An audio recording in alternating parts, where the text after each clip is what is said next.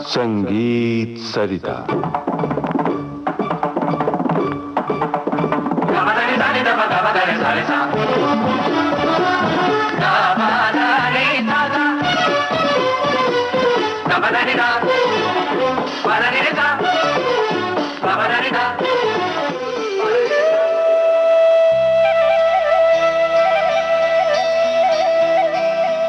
संगीत सरिता इस कार्यक्रम में इन दिनों आप सुन रहे हैं श्रृंखला डागर बानी में ध्रुपद दर्शन। हमारे आमंत्रित कलाकार विख्यात ध्रुपद गायक पंडित डॉक्टर ऋत्विक सान्याल। आपसे बातचीत की है राम कृष्णदास ने। आज प्रस्तुत है इस श्रृंखला की 10वीं एवं अंतिम कड़ी। श्रोताओं नमस्कार। पंडित जी, आप डागर बानी के धारक वाहक हैं। 19वीं पीढ़ी में उस्ताद जिया मोहिउद्दीन डागर आते हैं, जो बड़े उस्ताद के नाम से प्रसिद्ध हैं और आपके उस्ताद रहे हैं। आपके उस्ताद के उस्ताद बीना के लिए जाने जाते थे। आप लोग गायक ही रहे हैं, तो आपके संपूर्ण डागर परिवार के बारे में बताएं। और आपके उस्ताद ने बीना में कुछ नई बातें संयोजन की है, तो उसके बारे में विस्तार से हमारे श्रोताओं को बताएं और उसकी विशेषता क्या है वो भी हमें बताएं। डागर परंपरा में ध्रुपद और रुद्रवीणा एक साथ शुरू से रहा है, और जब हम ध्रुवपद की बात करते हैं तो ध्रुवपद और वीणा एक दूसरे का पूरक है। क्या बात। और पुराने लोग ये कहते थे कि गला बादशाह है और बीन उसके तख्त। आहा। ये इसी बात को दर्शाता है कि एक दूसरे का वो संवाद करते हैं।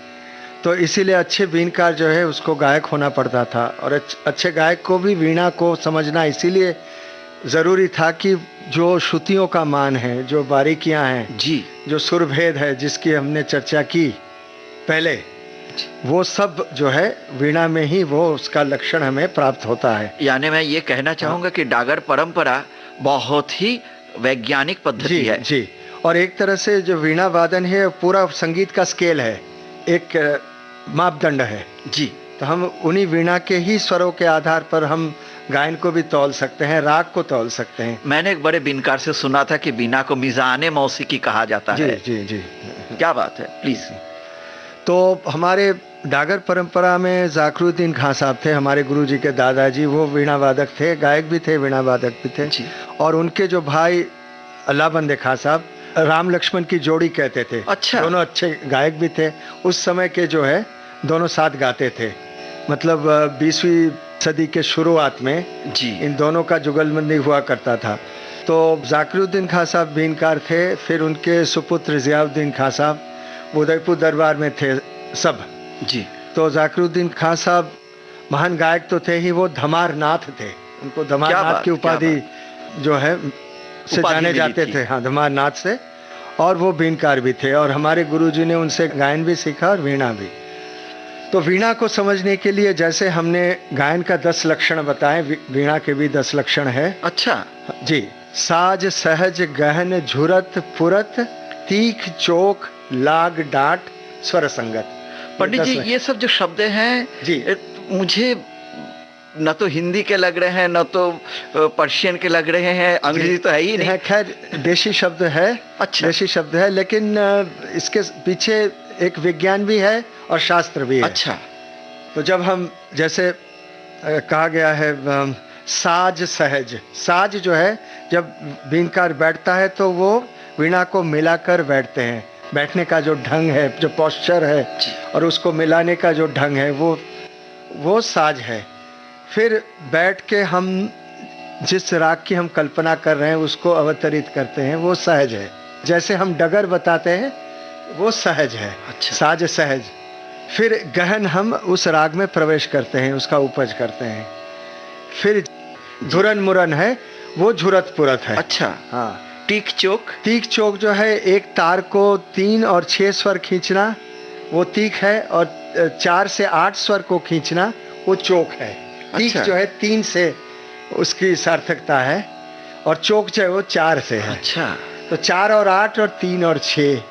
लाग डाट मुझे थोड़ी हिंदी लग रही है। हाँ, लाग डाट जो है उसका हिंदी शब्द का एक संस्कृत स्वरूप बन गया था लग्न दंड। अच्छा।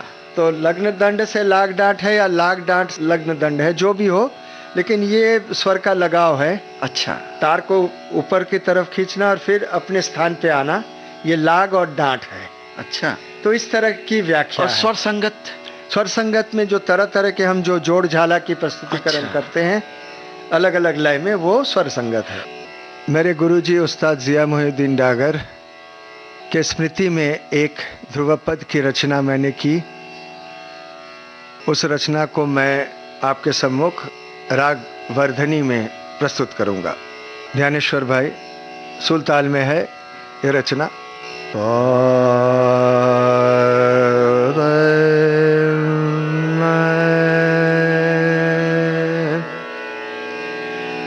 रे रे रे ना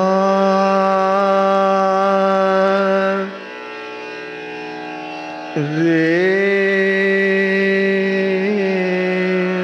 ना नो रे ना रे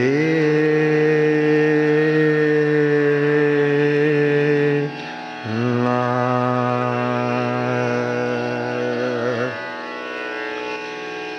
गुरुवर मोहियो दिन, गुरुवर मोहियो दिन, गुरुवर मोहियो दिन, नेतर दे जनकार, नेतर दे जनकार।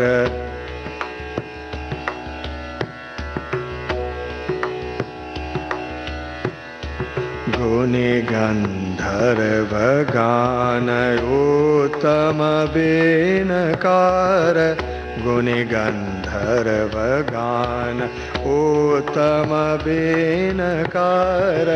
गुरुवर मोहियो दिन, नेतर दे जनकार, नेतर दे जनकार।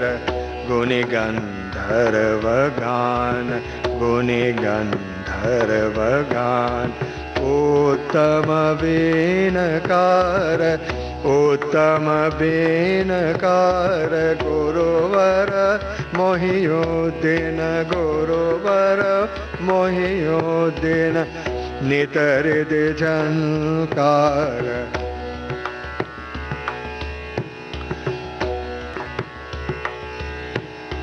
ध्रुव पदयाकार, ध्रुव पदयाकार, ध्रुव पदयाकार। श्रुति ज्ञान साकार, ध्रुव पदयाकार। श्रुति ज्ञान साकार। रसिक ध्यान में, रसिक ध्यान में, रसिक रसिक रसिक रसिक ध्यान में, रसिक ध्यान में।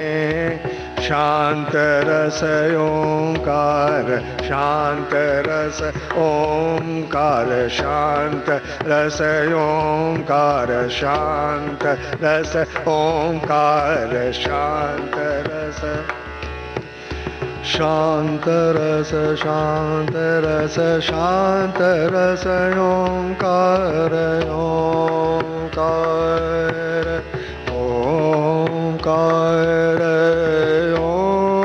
ओंकार, ओंकार, ओंकार। शांत रस ओंकार, शांत रस, शांत रस, शांत रस ओंकार। गुरुवर मोहियो दिन, नेतर दे जनकार। गुरुवर मोहियो दिन, गुरुवर मोहियो दिन, मोहियो दिन, गुरुवर मोहियो दिन, गुरुवर, गुरुवर, गुरुवर मोहियो दिन। नेतर हृदय झनकार, नेतर हृदय हृदय झनकार, झकार झन कार झन झन झन झनकार नितरे दे झनकार नितरे दे झनकार गुरुवर मोहियो दिन नितरे दे झनकार सुर गंधर्व गान उत्तम बेनकार गुरुवर मोहियो दिन नितरे दे झनकार ध्रुव पर जाकार श्रुति ज्ञान साकार ध्रुव पर आकार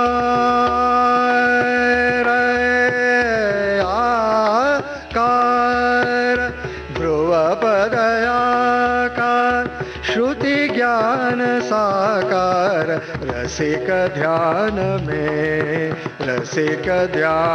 में शांत रस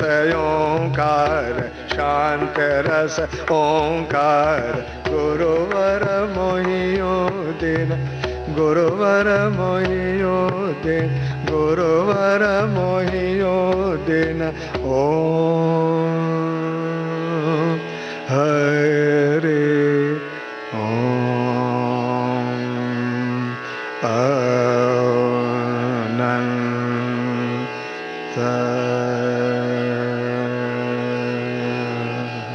डागर वाणी के संदर्भ में ध्रुपद दर्शन, इस श्रृंखला के लिए हमने आमंत्रित किया था वाराणसी के ध्रुपद के मूर्धन्य कलाकार पंडित डॉक्टर ऋत्विक सान्याल जी को।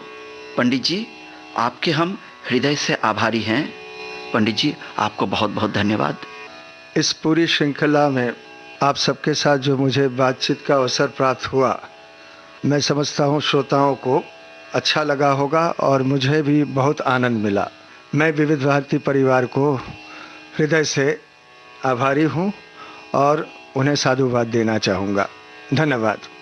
अब हम इस श्रृंखला को समाप्त करते हैं। आप सभी को मेरा हार्दिक नमस्कार।